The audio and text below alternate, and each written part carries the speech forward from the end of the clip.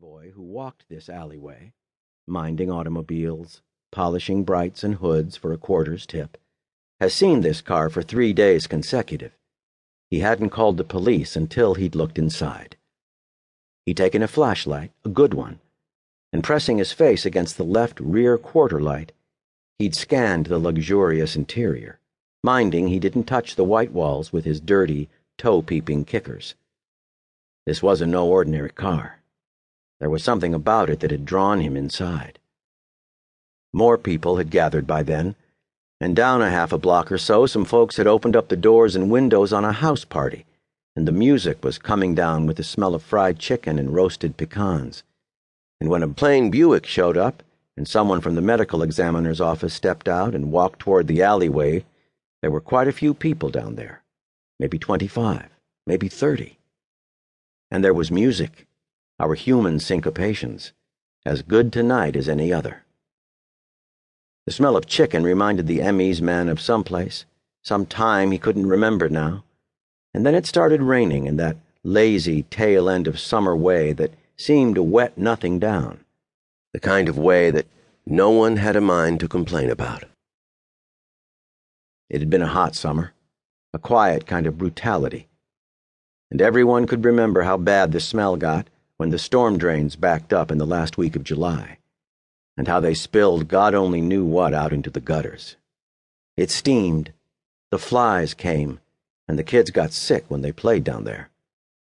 Heat blistered at 90, tortured through 95, and when 100 sucked the air from parched lungs, they called it a nightmare and stayed home from work to shower, to wrap split ice in a wet towel and lie on the floor with their cool hats pulled down over their eyes.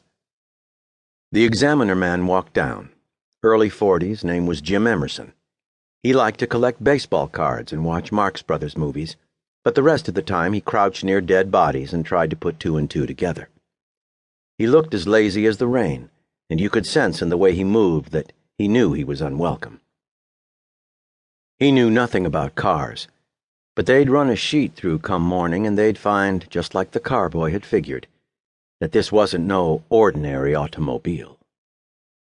Mercury Turnpike Cruiser, built by Ford as the XM in 56, released commercially in 57.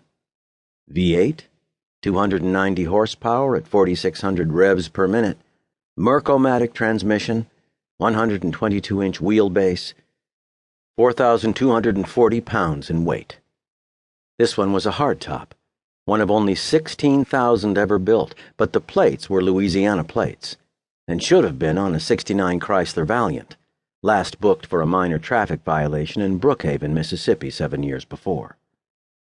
The car boy, released without charge within an hour and a half of his report, had stated emphatically that he'd seen blood on the back seat, a real mess of it, all dried up on the leatherwork, clotted in the seams, spilled over the edge of the seats and down on the floor.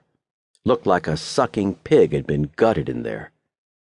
The cruiser wore a lot of glass, its retractable rear window, quarter lights, and sides designed to permit full enjoyment of the wide new vistas open to turnpike travelers. Gave the boy a good look at the innards of this thing, because that's what he'd figured was in there. And he wasn't so far from right. These were the Chalmette and Araby districts, edge of the French business quarter, New Orleans City, state of Louisiana. This was a humid August Saturday night, and only later did they clear the sidewalks, haul out that car, and lever the trunk. Assistant Medical Examiner Emerson was there to see a can of worms opened right up, and even the cop who stood beside him, hard-bitten and weather-worn though he was, even he took a rain check on dinner. So they levered the trunk, and inside they found some guy, couldn't have been much more than 50 years of age, and Emerson told anyone who'd listened that he'd been there for 3, perhaps 4 days. Car had been there for 3, if the boy's observation was correct, and there were sections of the trunk's interior, bare metal strips, where the man's skin had adhered in the heat. Emerson had one hell of a job.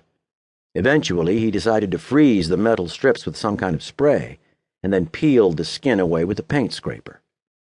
The trunk, Vic, looked like mystery meat, smelled worse, and the autopsy report would read like an auto smash. Severe cerebral hemorrhaging, puncture of